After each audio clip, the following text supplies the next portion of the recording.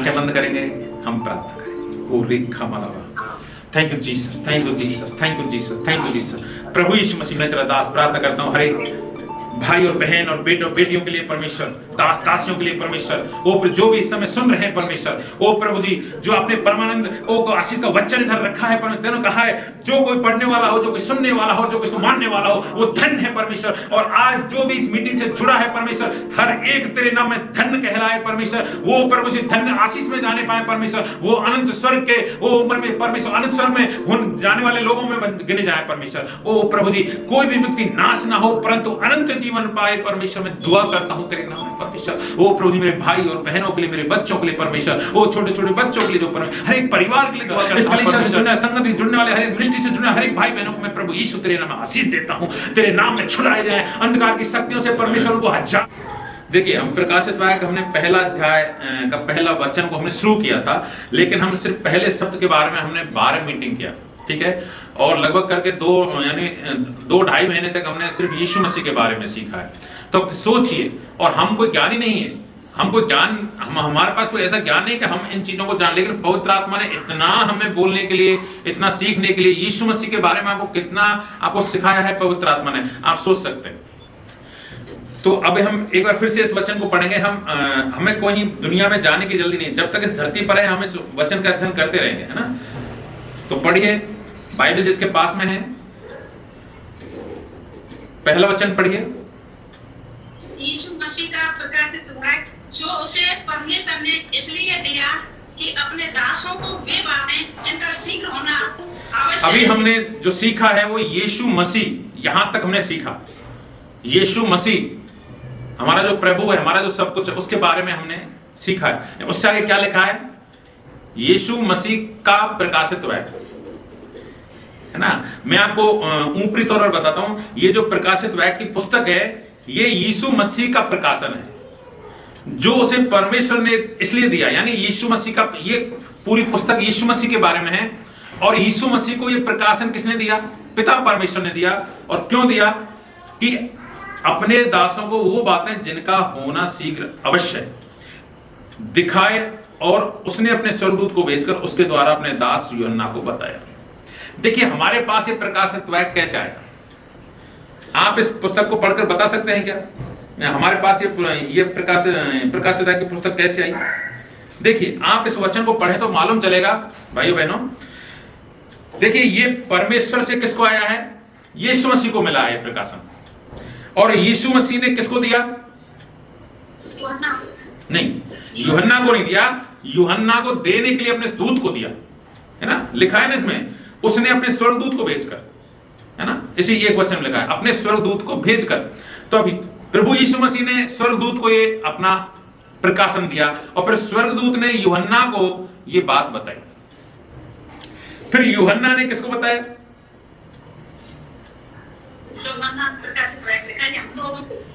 यूहन्ना ने कलीसिया को बताया। जब वो लेटर लिखे थे ना 7 कलीसियाओं के नाम, ये लेटर कलीसियाओं को भेजे, और कलीसिया के द्वारा हम तक आज ये प्रकाशन हमारे पास पहुंचा है। यानी प्रभु ने हमें पहुंचाने के लिए कितना स्टेज का इस्तेमाल किया। यानी देखिए वचन कैसे हम तक आता है ये हम जान सकते हैं। परमेश्वर की भी एक अपना तरीका है वचन को पहुंचाने का। यीशु मसीह को प्रकाशन दिया, यीशु मसीह ने स्वर्गदूत को दिया, स्वर्गदूत ने यूहन्ना को दिया, यूहन्ना ने कलीसिया को दिया, कलीसिया ने हमको दिया।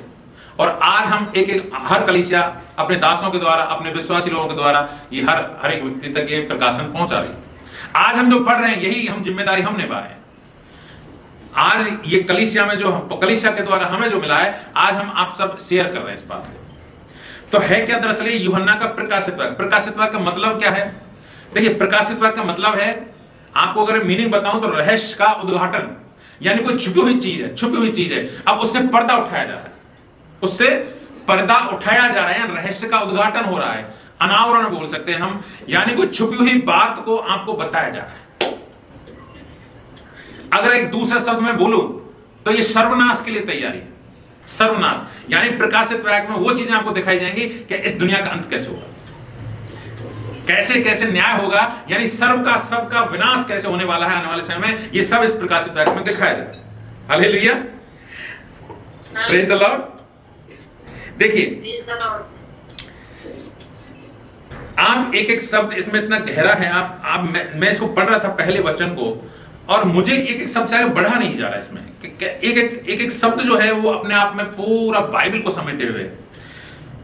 यीशु मसीह का प्रकाशित वाक्य यानी यीशु मसीह का रहस्य उद्घाटन जो परमेश्वर ने इसलिए दिया कि अपने दासों को वो बातें जिनका शीघ्र होना, ऐसी कौन सी बातें शीघ्र होना, उन बातों को यानी शीघ्र होने वाली बातों को देने के लिए ये यीशु मसीह का प्रकाशन। शीघ्र का मतलब क्या होता है मालूम है आपको?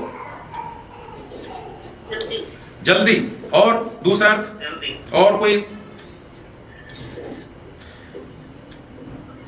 जल्दी और शीघ्र, अविलंब, है ना?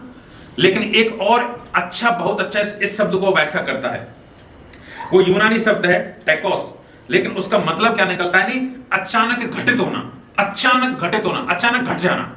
शीघ्र शब्द का मतलब क्या है? ये शीघ्र शब्द हमारे हिंदी के लिए थोड़ा इतना बाइबल के प्रकाशन को समझना थोड़ा मुश्किल है, इसलिए आप इसको ऐसे समझ सकते हैं, अचानक घटित हो जाना। जब ये बातें आप पढ़ोगे इनमें होने वाली वो अचानक घटेंगी, वो आपको सिखाया जा रहा है, हम दर्शन के बारे में बताई जा रही है।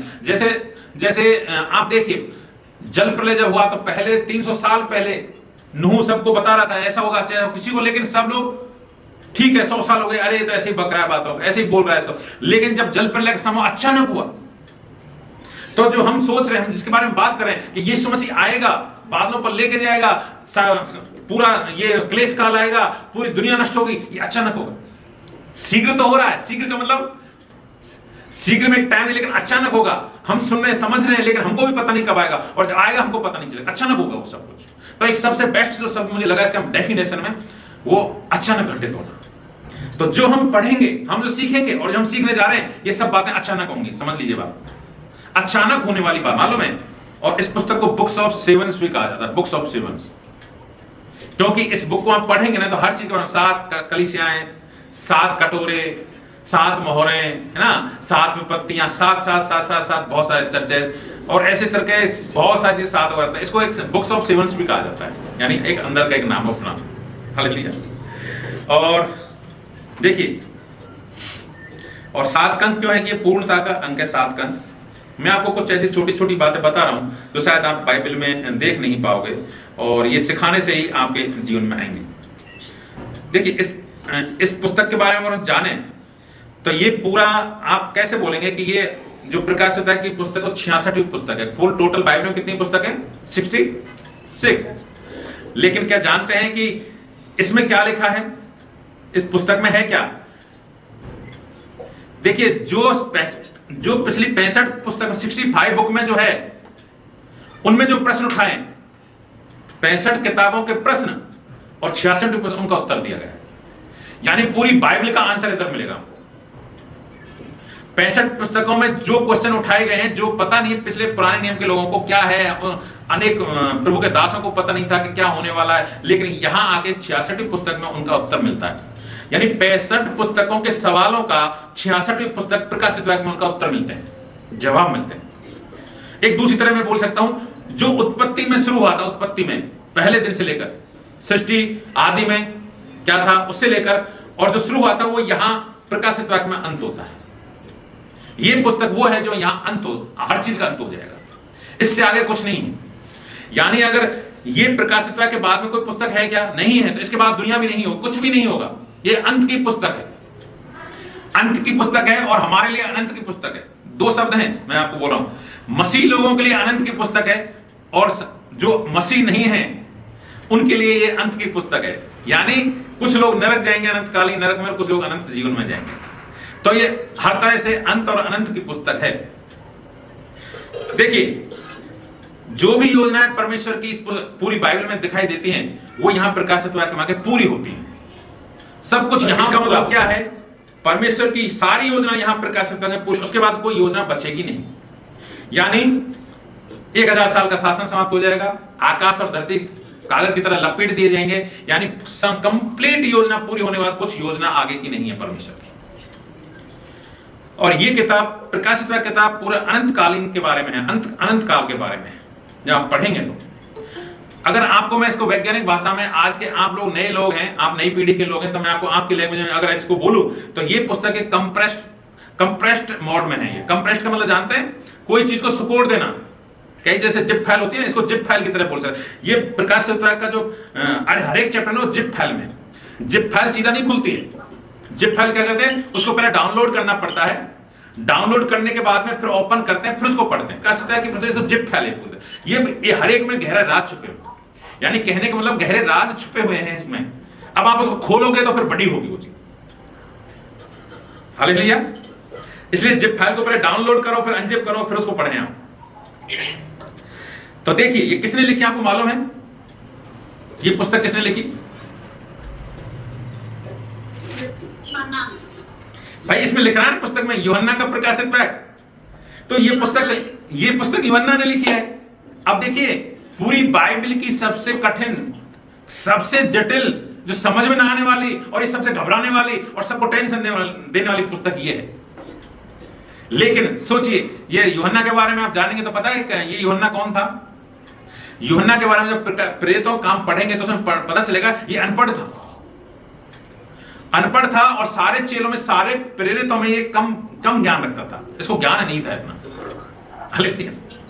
तो देखिए जो सबसे कम ज्ञानी था, जो अनपढ़ था, प्रभु ने उसको चुना ये जिप फाइल बनाने के लिए। तो इसका मतलब क्या है? इसको हम पवित्र आत्मा की मदद से पढ़ना पड़ेगा। ये आप बिना पवित्र आत्मा के इस पुस्तक को नहीं पढ़ सकते। इसलिए आप जब इसको पढ़ते हैं तो एक चीज की जरूरत पड़ेगी आपको, Holi spirit, Holi spirit, Holi spirit. तो आपके लिए एक सहायक होना चाहिए। इस पुस्तक को पढ़ने के लिए आपको एक असिस्टेंट चाहिए। अब वो असिस्टेंट तो यीशु मसीह ने आपको दे दिया है, इसलिए उसका आप इस्तेमाल कीजिए। पवित्र आत्मा से मदद मांगे इसको, पुस्तक को पढ़ने के लिए। और इस पुस्तक की खासियत और क्या मैं बताऊं आपको, ये ऑटो अपडेटेड है, अपने आप अपडेट होती है। इसको कोई अपडेट नहीं करता इस पुस्तक को, ये अपने आप ही, इसमें जीवन है इस पुस्तक में। और जब ये अपडेट होती है आपको नई चीजें और बताएगी। इस दुनिया में क्या होने वाला है, जो अभी 1000 साल के बाद होगा, वो इसमें लिखा हुआ है, लेकिन हम नहीं जानते उन चीजों को। अब 1000 साल के बाद जब अगर उस समय रहेंगे आप 1000 साल, तो उसको पता चलेगा, ओ ये तो यहां आज की बात लिखी हुई है। और एक बात अपडेटेड है, इसलिए हम बता सकते हैं इस पुस्तक के द्वारा अन्य जातियों का समय चालू होता है। इस पुस्तक से पहले सब यहूदियों के लिए लिखी जाती थी, लेकिन ये पुस्तक जब लिखी, आपको मालूम है ये पुस्तक कब लिखी? यीशु मसीह चला गया इस दुनिया से, उसके बाद यूहन्ना ने पतमस टापू पर उसको जेल में डाल दिया। पतमस टापू कहां है मालूम है आपको? क्या आप जानते हैं पढ़े लिखे बच्चे? आज पतमस टापू में अगर देखें, आज कहां है वो पतमस टापू पता है आपको? तुर्की देश है ना, तुर्की देश, टर्की में है। टर्की में आज का टर्की जो है उसमें ये पतमस टापू, उस समय रोमी शासन का वो उसका एक राज्य हुआ करता था। तो पतमस टापू आज का वर्तमान में तुर्की में ये जगह है, और यहां जेल में रहते हुए उसने एक पुस्तक लिखी थी। तो यहां से परमेश्वर ने अन्य जातियों के लिए द्वार खोले, यानी ये तुर्की भी अन्य जाति, इजराइल देश का नहीं था, अन्य जाति देश का था। तो हम, इसलिए मैंने आपको छोटी छोटी चीजें बताई है कि आप इस प्रकाश सप्ताह में और हम गहराई में जा रहे हैं, तो उससे पहले आप इसको देख सके, बाहर की दीवार को देख, बाहर के आवरण को देख सके, प्रकाश सप्ताह है क्या।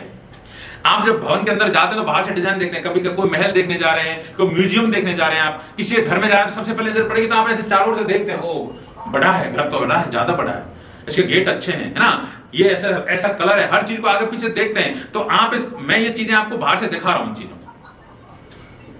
तो अब अंदर जाने से पहले आपने बाहर से आपका इसने बिल्डिंग को देखा है, अब हम अंदर जाएंगे और अंदर की बातों को देख रहे हैं। अब यीशु मसीह के बारे में हमने सीख लिया, बहुत सारी बातें हमने यीशु मसीह के बारे में सीखी हैं, क्योंकि वो तो हमारा प्रभु है, वही तो बनाने वाला, उसी का वर्णन इसमें लिखा हुआ है। देखिए यीशु मसीह का प्रकाशन इतना अद्भुत है कि हम इस प्रकाशित वाक्य से भी उसके प्रकाशन को नहीं समझ सकते। तो आप यूहन्ना 12:49 पढ़िए, मैं आपको और इसमें थोड़ा इस वचन को क्लियर करता हूं। यूहन्ना सुसमाचार 12:49 वचन हम पढ़ सकते हैं। यहाँ यीशु मसीह का फॉलो किया उसने। यीशु मसीह ने कहा, यदि क्योंकि मैंने अपनी ओर से बातें नहीं की, परंतु पिता जिसने मुझे भेजा उसी ने मुझे आज्ञा दी है कि क्या कहूं और क्या बोलूं। तो देखिए जब यीशु मसीह हमारा प्रभु, सुनिए समझिए बात, ध्यान से सुनिए आप लोग, आप बड़े ध्यान से सुनने बातों को। जब यीशु मसीह हमारा प्रभु बिना पिता की आज्ञा के एक शब्द ज्यादा नहीं बोलता है, और वही बोलता है, वही कहता है जो पिता ने जितना बोला। तो क्या यही बात हमें नहीं करना चाहिए?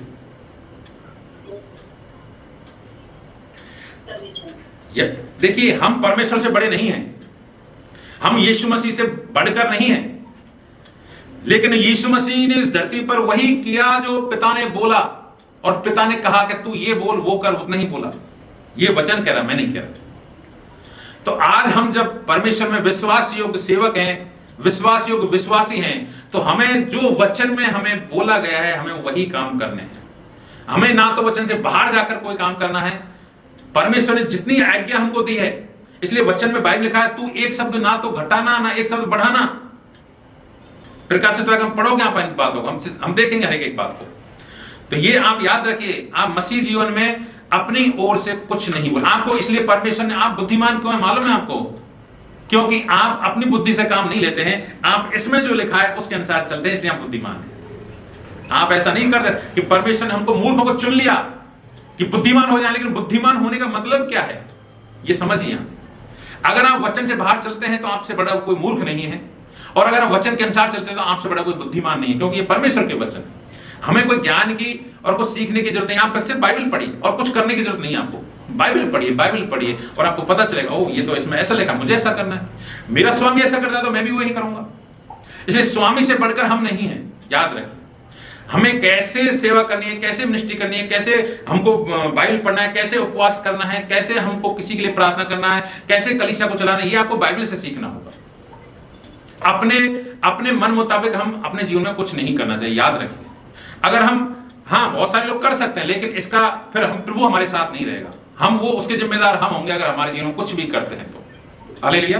तो ये बात आप याद रखिए बहनों भाइयों, हमें प्रभु के वचन के अनुसार ही हमें अपना काम करना है, क्योंकि परमेश्वर ने हमें एक सेवा के लिए चुना है।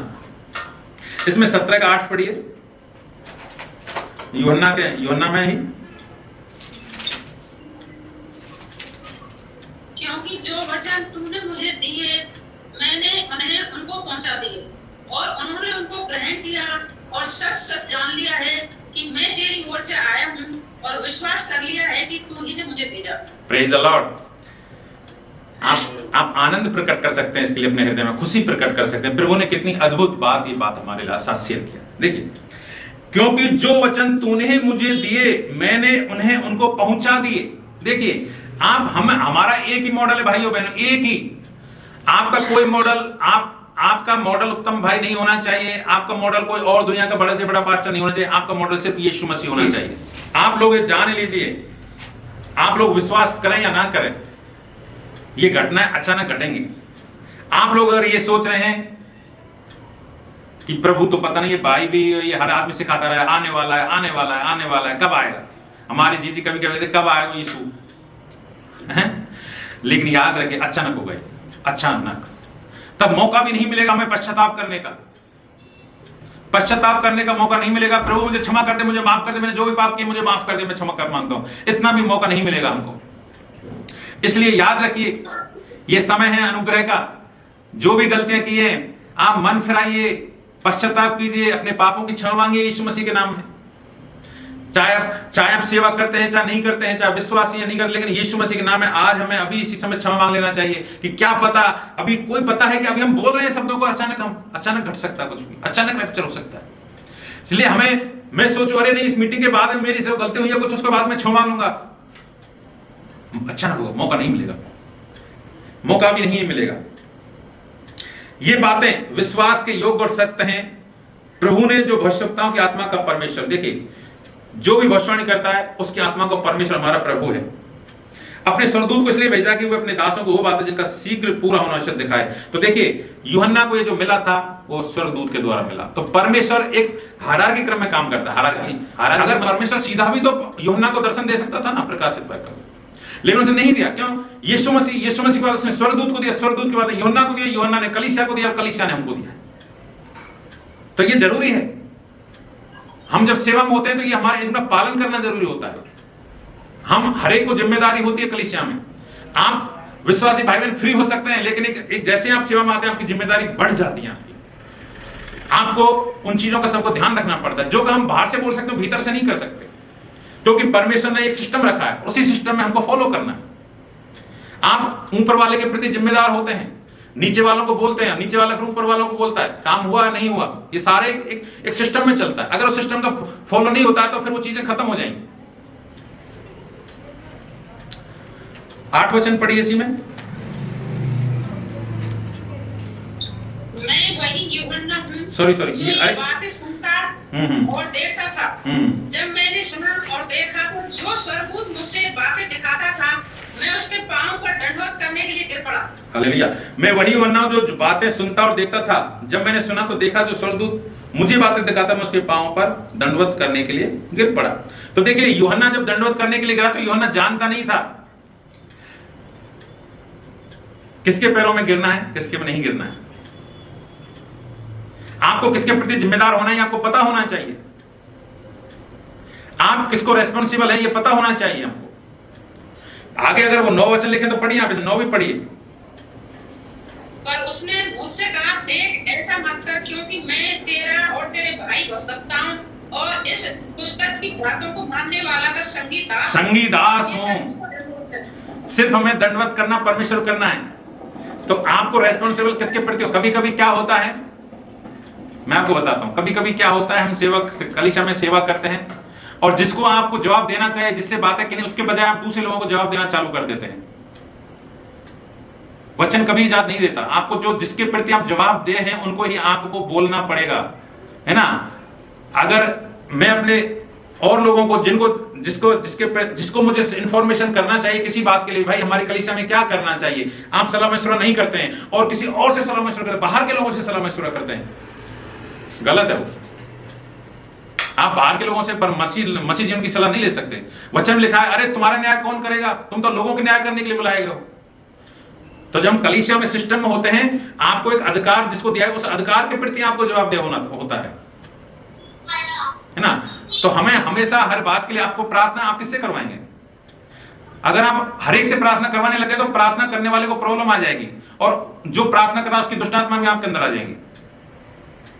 इसलिए हाथ बढ़ाने का अधिकार हर एक को नहीं दिया गया, याद रखिए। प्रार्थना हम सब कर सकते हैं, लेकिन एक विशेषाधिकार की जो प्रार्थना होती है, अगर आप हर एक के लिए किसी से भी हाथ रखवा लिया, आपको मालूम है बहुत सारे लोगों का प्रॉब्लम।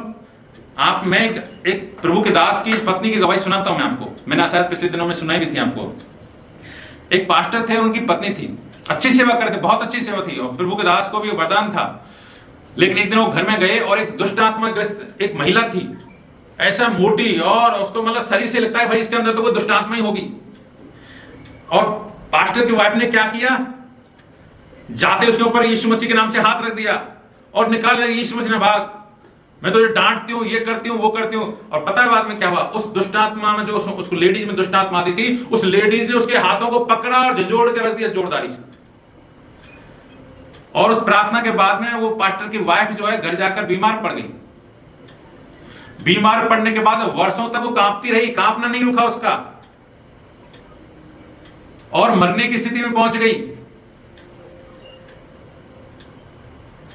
एक दिन फिर प्रभु के एक सुनाम दास आए, उन्होंने उनको बताया कि ये प्रॉब्लम तुम्हारे जीवन में घटा है, ये समस्या इसलिए आई कि हर एक को अधिकार नहीं, हर एक के लिए प्रार्थना करना। और मैं आपको सिखाता हूं, दुष्ट आत्माओं से ग्रसित व्यक्तियों के लिए कभी भी अपना हाथ लंबा नहीं करें, जल्दबाजी नहीं करें। प्रभु के दासों को मैं ये कहता हूं, आप बाइबल पढ़िए, यीशु मसीह को देखिए, यीशु मसीह ने क्या किया, जिसके अंदर दुष्ट आत्मा किसी के अंदर आ रही, यीशु मसीह ने किसी के ऊपर भी हाथ रखा क्या? मुझे एक आप दृष्टांत बताओ, एक कहीं भी एग्जांपल बता दो कि यीशु मसीह ने दुष्ट आत्मा वाले व्यक्ति के लिए हाथ रखा, बीमारों के लिए हाथ रखा और किसी के लिए हाथ रखा, लेकिन जिसके अंदर दुष्ट आत्मा नहीं उसके लिए हाथ नहीं रखा। तो हम जोश में आके हमारे आप कभी कभी क्या होता है, पास्टर के साथ में, दासों के साथ दूसरे विश्वासी भाई बहन भी चले जाते हैं और वो जोश में वो भी हाथ बढ़ाने लगते हैं। मैं आपको डरा नहीं रहा, लेकिन सच बोल रहा हूं, मैं आपको डराने के लिए बातें नहीं बोल रहा, लेकिन ये सच्चाई है। आपको सेवकाई के नियम सीखने पड़ेंगे।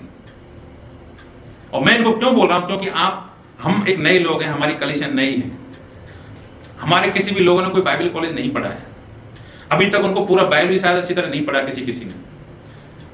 प्रभु का अनुग्रह से हमने जिम्मेदारी दी है, नई नई जगह में सीख रहे हैं। हम कोई ट्रेंड लोग नहीं है, हम कोई प्रशिक्षित लोग नहीं है कि हमने चलो 5 साल तक बाइबल कॉलेज में स्टडी किया, फिर बड़े बड़े दासों के साथ रहे और फिर हमने वर्षों तक प्रभु के दासों के अधीन सेवा की, उसके बाद हम मिनिस्ट्री में। नहीं, ऐसा नहीं है।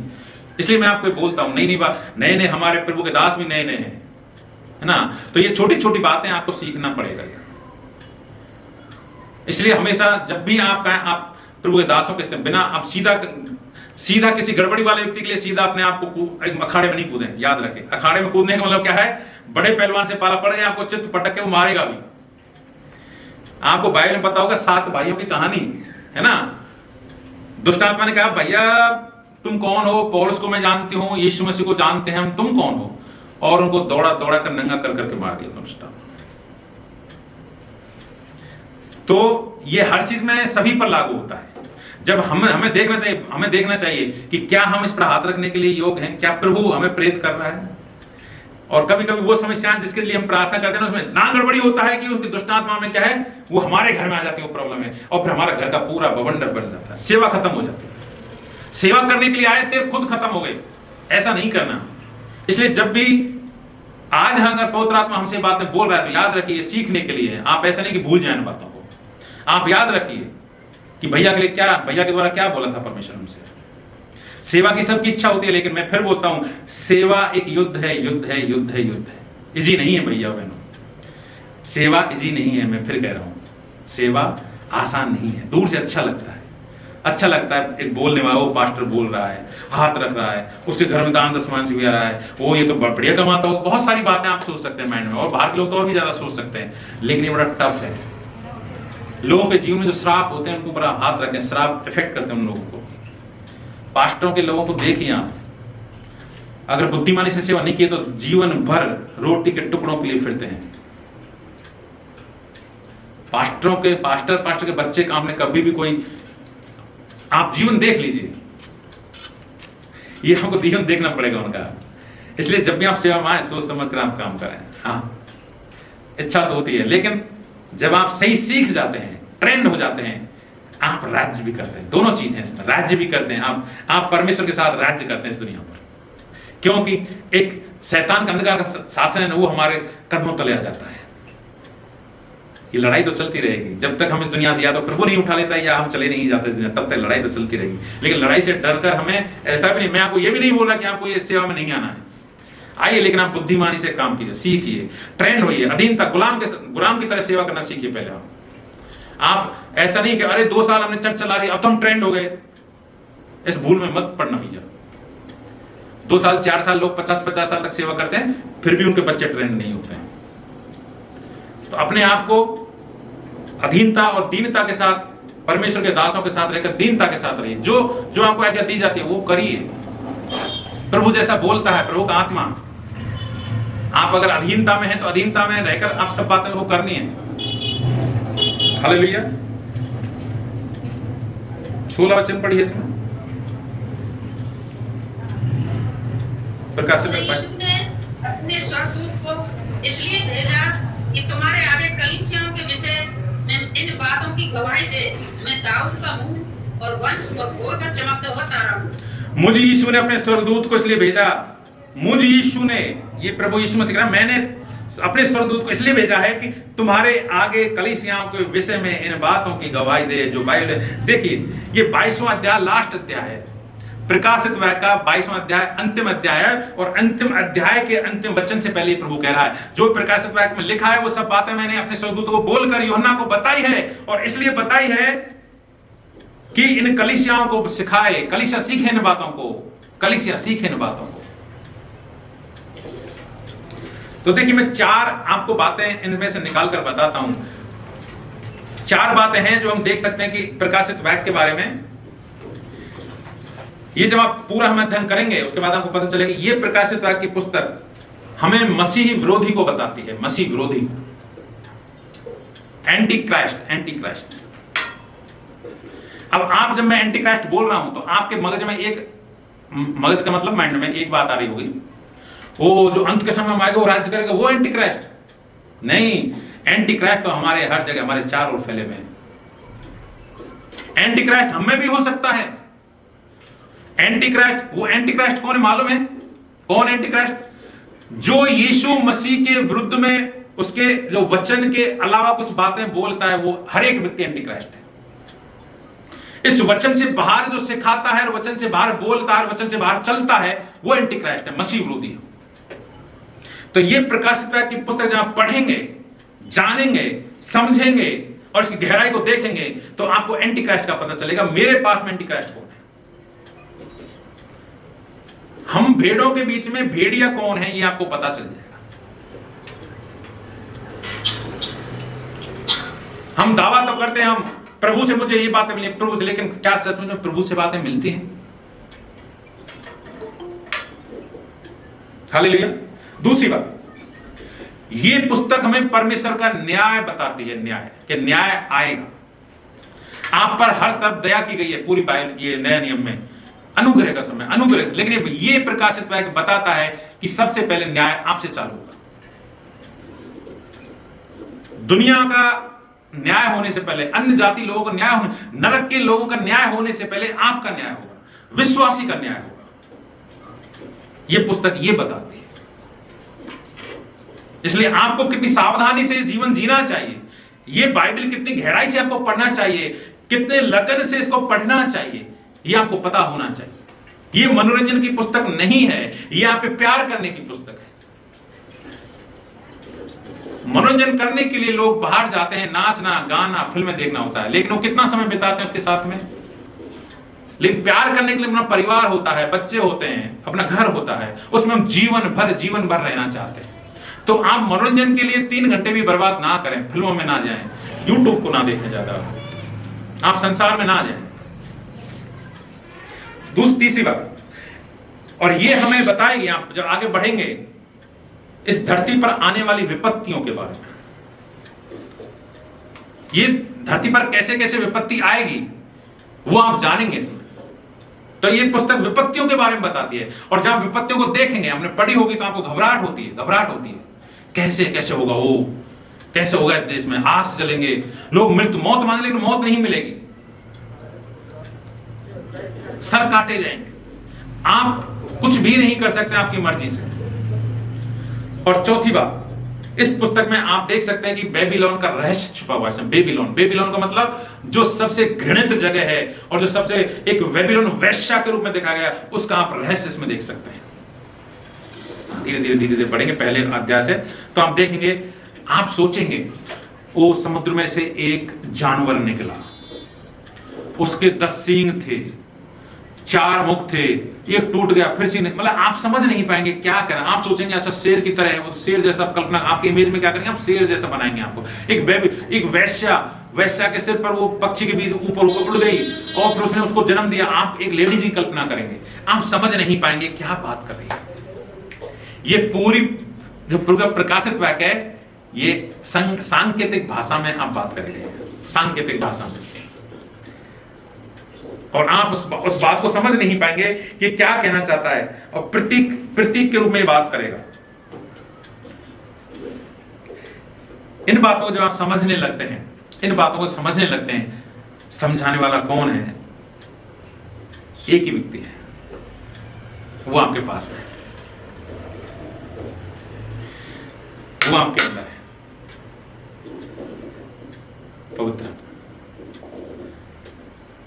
पवित्र आत्मा से बोल कर देखिए। लेकिन पवित्र आत्मा इतना एक कोमल हृदय, शर्मीला स्वभाव का व्यक्ति है। मैं आपको एक व्यक्ति के रूप में परिचय कराऊंगा, पवित्र आत्मा कैसा है। उसका स्वभाव ऐसा है कि आप उसको, पवित्र आत्मा आपकी इतनी चिंता करता है, आपके रोने से पहले रोने लग जाता है। सोचिए, वो ऐसा आपको सहायक यीशु ने दिया है। इसका मतलब क्या है? एक मां से बढ़कर पवित्र आत्मा आपकी केयर करता है। बच्चा भूखा है तो मां भूख से रो रहा है, आपने देखा हो घंटे भर से मेरा बच्चा रो रहा है, दूध पिलाने से पहले, आंचल में छुपाने से पहले आंसू आ जाते हैं एक मां को। उससे बढ़कर पवित्र आत्मा, उससे बढ़कर वो कोमल हृदय वाला है पवित्र आत्मा। सोचिए, अब हमारा जीवन कैसा है हमें देखना पड़ेगा। हम पवित्र आत्मा कहीं हर्ट तो नहीं किए हैं। पवित्र आत्मा फिर हमको कैसे संवाद करेगा, हमको कैसे बताएगा, इस वचन का मतलब कैसे बताएगा। ये वचन को तैयार है वो, लेकिन ये प्रॉब्लम है हमारे उसके बीच में, ये ऐसी बातें आ जाती हैं। वो बताना चाहता है, खड़ा है, आप नहीं बोल रहे हैं, मदद नहीं करता है। इसलिए संकेतों में लिखी गई ये पर्वत है, ये जो प्रकाशित वाक्य है ना, ये इसलिए संकेत में लिखा गया है, इसलिए लिखा गया है कि आप पढ़िए इसको लेकिन समझ नहीं पाएंगे। इसीलिए तो परमेश्वर जानता था, यीशु मसीह जानता था कि इसको पढ़ने के लिए पवित्र आत्मा चाहिए, तो उसने हमारे जन्म लेने से पहले उसके जाने के बाद पवित्र आत्मा ने धरती पर भेज दिया। और अभी आपके मेरे बीच में, भले ही हम हजारों किलोमीटर दूर हैं, सैकड़ों किलोमीटर दूर हैं, हम मोबाइल पर सुन रहे हैं, लेकिन पवित्र आत्मा के लिए मोबाइल दूरी नहीं रखती है, मोबाइल का ये सिस्टम माने नहीं रखता। वो सीधा इसी समय आपसे बात कर सकता है, सीधा इसी समय आपको मोबाइल में होकर बात करेगा। अभी हम देख रहे हैं हमारे चेहरों से बात कर सकता है, क्योंकि परमेश्वर के लिए चीजें माने नहीं रखती हैं। ये मनुष्य शरीर के लिए है मोबाइल, दूरी और ये सब पहाड़ और ये सब, ये धरती की गहराई, ये सब हमारे लिए है। परमेश्वर के लिए गहराई और दूरी माने नहीं रखती है। अभी जब परमेश्वर बोल रहा है आपसे, वो तुरंत बात कर सकता है, पवित्र आत्मा को छू सकता है। इसी समय आपके जीवन में अगर चाहिए तो आपको इसी समय चंगा कर सकता है, इसी समय आपके हृदय को शुद्ध कर सकता है, इसी समय आपके हृदय को तोड़ सकता है, इसी समय आपकी कड़वाहट को, आपके गुस्से को, आपके क्रोध को, आपको उनको दूर कर सकता है। लेकिन हमें छूना चाहिए, हमें वो छूना चाहिए। प्रकाशित वाक्य पहला अध्याय का 3रा वचन, एक बार पढ़िए इसको। धन्य है वह जो इस भविष्यवाणी के वचन को पढ़ता है और वे जो सुनते हैं और इसमें लिखी हुई बातों को मानते हैं, क्योंकि समय निकट है। आमीन आमीन। देखिए, ऐसा सिखाते हैं बाइबल कॉलेज में जब हम पढ़ते हैं, ये पहला परम आनंद का शब्द है इस बाइबल में। यहाँ प्रकाशित वाक्य में 7 परमानंद शब्द मिलते हैं, जो आपको हम जैसे जैसे वचन आएंगे हम आपको सिखाएंगे कि क्या कौन कौन से वो प्रकाशित वाक्य के 7 परमानंद। अगर आप लिखना चाहें तो लिख सकते हैं, अगर आपके पास पेन है तो मैं सिर्फ वचन बता दूं। पहला परमानंद का शब्द है प्रकाशित वाक्य 1 का 3, जो भी हमने पढ़ा है, ठीक है। आगे आप उनको बाद में देख सकते हैं, लेकिन अभी सुन लीजिए, लिख लीजिए आप। 14 प्रकाशित वाक्य 14 का 13 वचन, 16 अध्याय का 15 वचन, 19 अध्याय का 9 वचन और 20 अध्याय का 6 वचन और 22 का 7 और 22 का 14, ये 7 परमानंद शब्द है, जिनको आप अगर कुछ भी नहीं करते हैं, जैसा इसमें लिखा है वैसा करते हैं, तो आपके जीवन में ये आशीष आती है, कोई रोक नहीं सकता इस दुनिया में। तो ये पहला परमानंद शब्द है, धन्य शब्द है, धन्य वचन है। धन्य वह जो इस भविष्यवाणी के वचन को पढ़ता है और वे जो सुनते हैं और इसमें लिखी हुई बातों को मानते हैं, क्योंकि समय निकट है। अगर ये समय निकट नहीं होता तो आप पढ़ने के द्वारा, सुनने के द्वारा ये आशीष नहीं पा सकते। लेकिन इसलिए निकट है, शीघ्र होने वाला हो, अचानक घटित होने वाला समय आ चुका है। अभी वो कभी भी हो सकता है, ये लास्ट का समय, लास्ट मोमेंट है। इसलिए जिस घर में आप बैठे हैं, जो नौकरी कर रहे हैं, ये सब चीजों का मोह माया त्याग दीजिए। संसार के शब्द में बोलते हैं मोह माया है, इन चीजों में आप छूट जाइए। वो अंत का समय निकट है। इसलिए क्या है, धन्य है वह जो इस भविष्यवाणी के वचन को पढ़ता है। हम अगली मीटिंग में इसका ज्यादा डिटेल से बात करेंगे इस वचन पर, लेकिन मैं संक्षिप्त में थोड़ा सा बता देता हूं मैं आपको। धन्य है वह जो इस भविष्यवाणी के वचन को पढ़ता है। ये एक सिंगल वचन में, सिंगुलर वचन में, ये धन्य है वह, पढ़िए आप बाइबल है तो, धन्य है वह जो इस भविष्यवाणी के वचन को पढ़ता है। इसमें ऐसा नहीं लिखा धन्य है वे, धन्य है वह यानी आप पढ़ रहे तो सिर्फ आपके लिए है वचन। तो एक व्यक्तिगत रूप से एक वचन में लिखा है धन्य है वह, लेकिन आगे लिखा है और वे जो सुनते हैं, और सुनने के लिए वे बहुवचन इस्तेमाल किया गया है ना। तो अभी मैं बोलने वाला अकेला हूं, लेकिन सुनने वाले आप बहुत सारे हैं। अभी आप लगभग कम से कम 50 लोग अभी तक जुड़े हुए हैं, है ना। 50 लोग सुन रहे हैं इन बातों को। तो अभी इसका मतलब क्या है, आप धन्य हैं जो इस वचन को सुन रहे हैं और इसमें लिखी हुई बातों को मानते हैं। अगर आप पढ़ते हैं, सुनते हैं और लिखी हुई बातों को मानते हैं तो आप धन्य हैं। और धन्य लोग कौन है मालूम है? इसका मीनिंग क्या है? धन्य का मतलब क्या है? धन्य का मतलब यह है कि सिर्फ अनंत काल के लोग ही धन्य है और कोई दूसरा कोई धन्य नहीं। देखिए, 2 लोग हैं, 2 तरह के लोग हैं, एक तो स्वर्ग जाने वाले लोग हैं, एक नरक जाने वाला लोग है। तो धन्य लोग कौन होंगे? आप या वो जो सिर्फ अब स्वर्ग जाने वाले आप हैं कि नहीं? आप, मैं इस बात का दावा इसलिए कर रहा हूं क्योंकि आप सुन तो रहे हैं, सुन रहे हैं ना इस वचन को, आपने पढ़ा भी है और आप मानते भी हैं। है ना। तो मानना मत छोड़िए, सुनना मत छोड़िए, पढ़ना मत छोड़िए। चाहे पति बोले, पत्नी मना करे, मैया बोले, दादा बोले, कोई बोले, ये तीनों चीजों को मत छोड़िए। इसको पढ़ना, इसको सुनना और इसको मानना, ये तीन चीजों को मत छोड़िए। ये गारंटी देता है आपको स्वर्ग जाने की। अगर इन तीनों चीजों में से आप नहीं करते हैं तो फिर ये ना तो बाइबल गारंटी देती है, ना आप अपनी गारंटी दे पाएंगे, है ना। तो कोई मना करे, कोई भी, आपकी मम्मी बोले नहीं पहले ये काम कर लो, परमानंद को छोड़कर आप कौन से परमानंद बने, जो आनंद है, आनंद की बात नहीं, उस आनंद को छोड़कर आप दूसरे संसार चीजों में जा रहे हैं। हालेलुया। तो परमानंद में बने रहिए। परमानंद का पहला शब्द है, इस बारे में और डिटेल से हम अगली मीटिंग में बात करेंगे। समय हो चुका है, 9:01 हो गया मेरी घड़ी में, मोबाइल में। तो हम अपने समय को यहीं विराम देते हैं। परमेश्वर के वचन का संदेश को हम समाप्त करते हैं और हम प्रभु से प्रार्थना करते हैं कि जो ये बातें आपने सुनी हैं और आप पढ़ेंगे, तो मैं प्रार्थना करता हूं आप लोगों के लिए, आप इसको मानने वाले बन जाएं, आप इसको मानने वाले बन जाएं। मेरी दुआ प्रभु से इतनी है। तो आइए हम अपनी